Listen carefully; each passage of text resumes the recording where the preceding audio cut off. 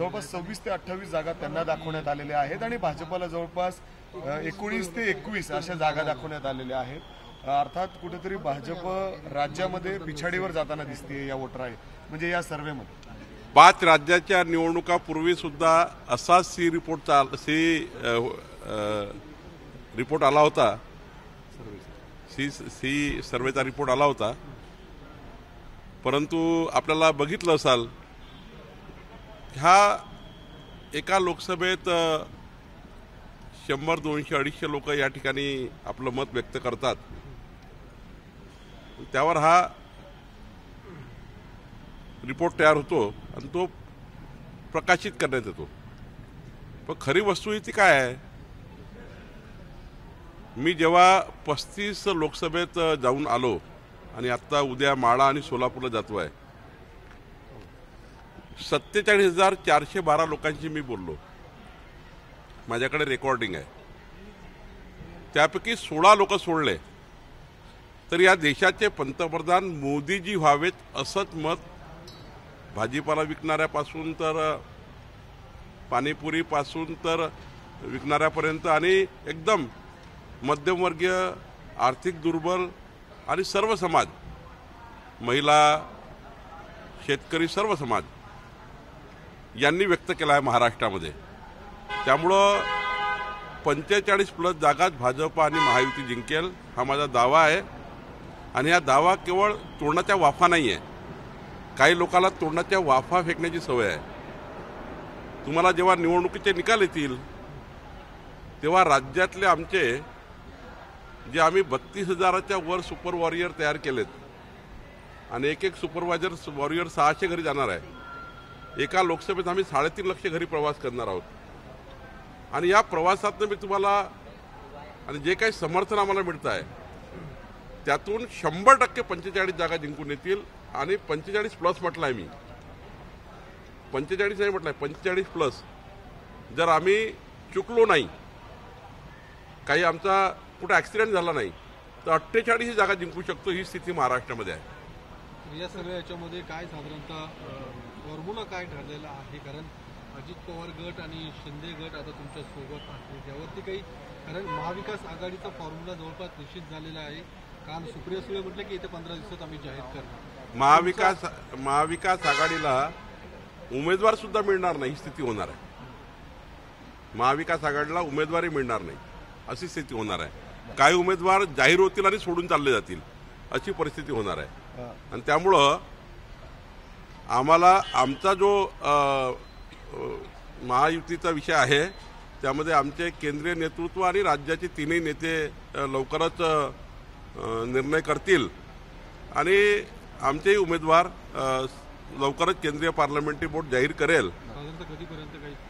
केंद्रीय parliamentary board जाहीर करतो तो अधिकार ना माझा आहे ना राज्यातल्या कुणा व्यक्तीचा आहे, त्यामुळं केंद्रीय पार्लमेंटरी बोर्डाची वाट बघावी लागेल। सर, रत्नागिरी आणि सिंधुदुर्ग लोकसभा जागेबाबत उदय सामंतांचं एक महत्त्वाचं विधान आलंय की एकनाथ शिंदेंकडे आपल्या किरण सामंतसाठी त्यांनी खासदारकीसाठीची उमेदवारी म्हणजे मागितलेली आहे, तिथून ते लढतील असं त्यांनी सांगितलेलं आहे। म्हणजे जागा अजून निश्चित झालेली नाहीये, मात्र मित्रपक्षांकडून जागेवर दावा व्हायला सुरुवात झाली। म्हणजे उदय सामंत मंत्री त्यांच्या भावासाठीच जागा मागतायत एकनाथ शिंदेंकडे। नाही, उदय सामंत काय बोलले मला माहिती नाही, पण जागा मागणी करणे काही चुकीचं नाहीये।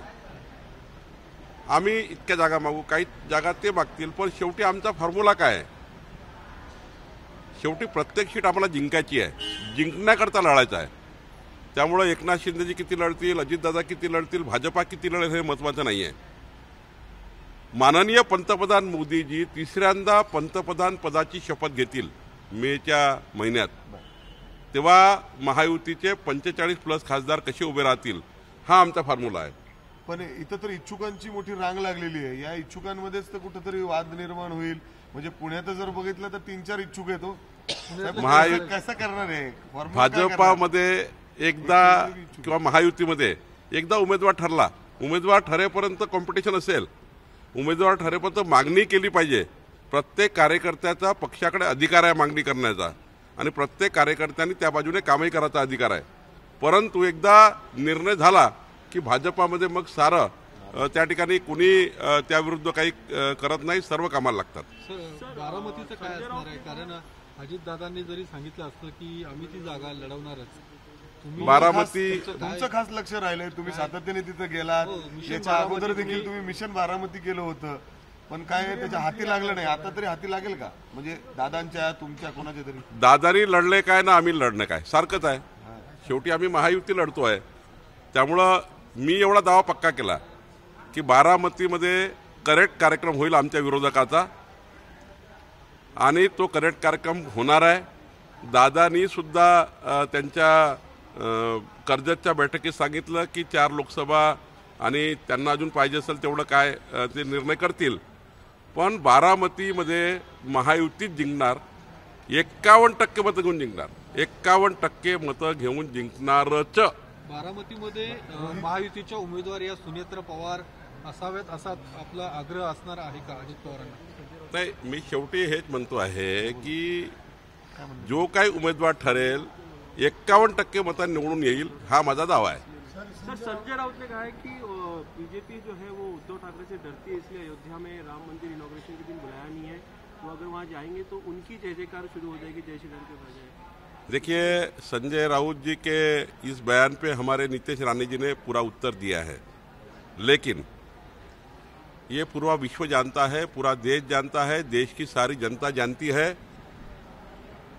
कि मोदी जी के नेतृत्व में और जिस प्रकार से सुप्रीम कोर्ट में जो एविडेंस केंद्र सरकार ने और पूरी सिस्टम ने दिए हुए हैं, ये आनंद होना चाहिए सारे लोगों को कि 527 साल बाद रामलल्ला एक भव्य मंदिर में विराजमान होने जा रहे हैं.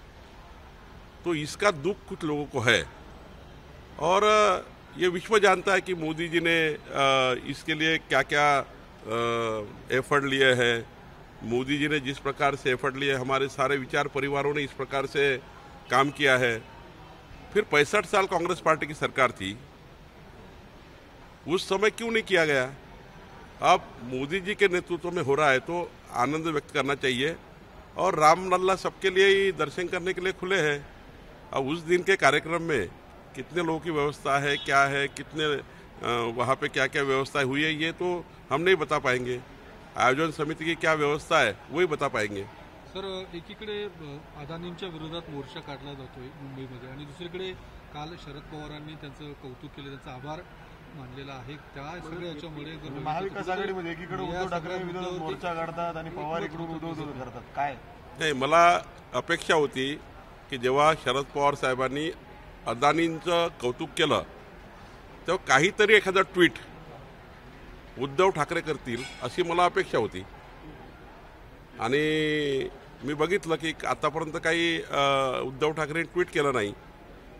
याचा अर्थ उद्धव ठाकरेंनी जे शरद पवार साहेब सांगतात त्याप्रमाणे वागणार आहे की उद्धव ठाकरेची भूमिका मला काही कळत नाही. उद्धव ठाकरे हे निर्णय करू शकत नाही कुठल्या विषयाचा. उद्धव ठाकरे हे कुठल्या पॉलिटिकली निर्णय करू शकत नाही, सरकारमध्ये असताना काही निर्णय करू शकले नाही.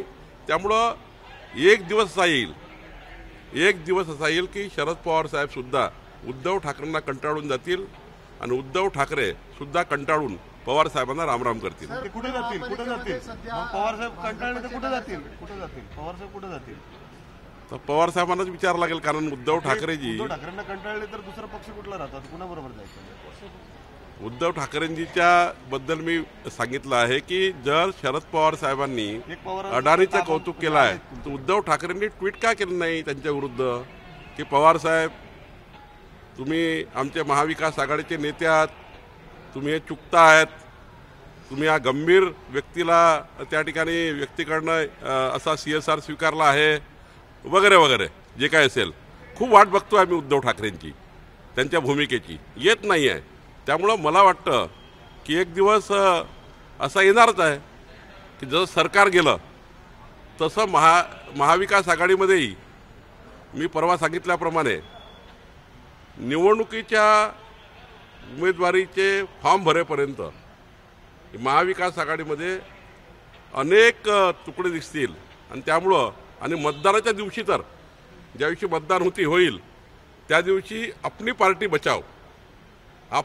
बचाव इथपर्यंत महाविकास आघाडीचे धिंदवडे निघणार आहे, हे मी 100% सांगतो आहे. सुप्रिया सुळे म्हणतायत की कॅबिनेटमध्ये गँगवॉर सुरू आहे आणि ज्या पद्धतीने एकमेकांच्या वरती आरोप करणं किंवा एकमेकांच्या बद्दल बोलणं.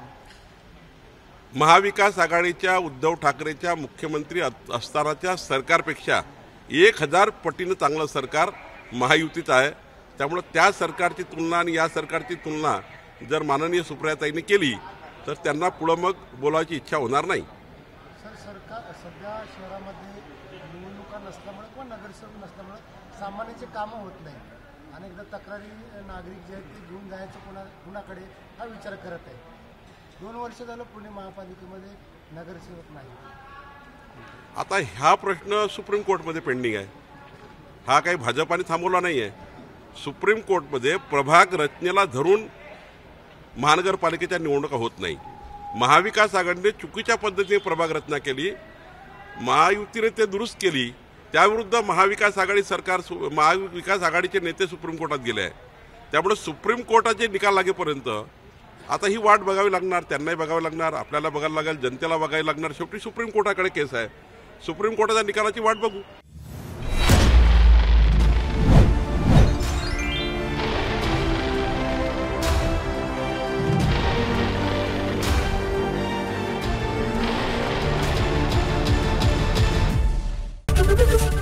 एबीपी माझा, उघडा डोळे बघा नीट.